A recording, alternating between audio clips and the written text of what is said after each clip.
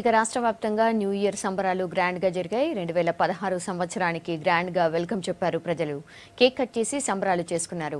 ఆటపాటలతో ఫుల్గా ఎంజాయ్ చేశారు. కొత్త ఏడాదికి సరికొత్తగా స్వాగతం పలికారు రాష్ట్ర ప్రజలు. సాయంత్రం నుంచి అర్ధరాత్రి వరకు వేడుకల్లో పాల్గొన్నారు. రాష్ట్రంలోని అన్ని ప్రాంతాల్లో న్యూ ఇయర్ సంబరాలు గ్రాండ్గా జరిగాయి.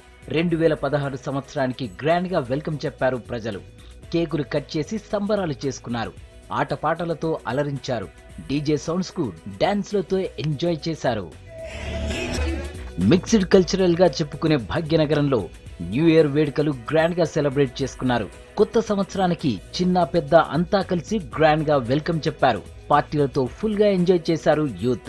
పబ్బులు, రిసార్ట్స్ లో ఏర్పాటు చేసిన న్యూ ఇయర్ ఈవెంట్లు కలర్ఫుల్ గా సాగాయి. హైదరాబాద్ లోని గచ్చిబౌలి హైటెక్స్ ఎన్ కన్వెన్షన్ లో న్యూ ఇయర్ సెలబ్రేషన్స్ గ్రాండ్ గా జరిగాయి. ఆటపాటలతో మస్తుగా ఎంజాయ్ చేశారు యూత్. కేక్ కట్ చేసి ఒకరికొకరు కొత్త సంవత్సరం విషెస్ చెప్పుకున్నారు. రాజధానిలో న్యూ ఇయర్ వేడుకల్లో భారీ బందోబస్తు ఏర్పాటు చేశారు సిటీ పోలీసులు. న్యూ ఇయర్ వేడుకల్లో భాగంగా పోలీసులతో కలిసి కేక్ కట్ చేశారు హైదరాబాద్ సిపి మహేందర్ రెడ్డి. ప్రజలంతా ఆనందంగా వేడుకలు చేసుకోవాలన్నారు సిపి.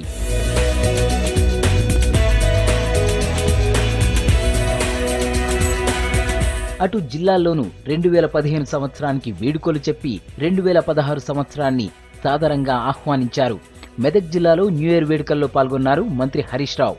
సిద్దిపేటలోని ప్రభుత్వ హాస్టల్లో కేక్ కట్ చేసి విద్యార్థులకు న్యూ ఇయర్ విషెస్ చెప్పారు. నల్లగొండ, ఆదిలాబాద్, కరీంనగర్లలో కలర్ఫుల్ గా కొత్త సంవత్సర వేడుకలను జరుపుకున్నారు జనం. అటు ఏపీ విశాఖలో కొత్త ఏడాదిని గ్రాండ్ గా జరుపుకున్నారు. చిన్న పెద్ద బీచ్ లో బాణాసంచాలు కాలుస్తూ హంగామా చేశారు. న్యూ ఇయర్ సందర్భంగా జరిగిన ఫ్యాషన్ షో అందరినీ ఆకట్టుకుంది. సినీ తారలు, టీవీ స్టార్స్, మోడల్స్ డాన్సులతో ఫ్యాషన్ షో అదిరిపోయింది. సినీ నటి మోనికా థామ్సన్ న్యూ ఇయర్ వేడుకలకు స్పెషల్ అట్రాక్షన్ గా నిలిచింది.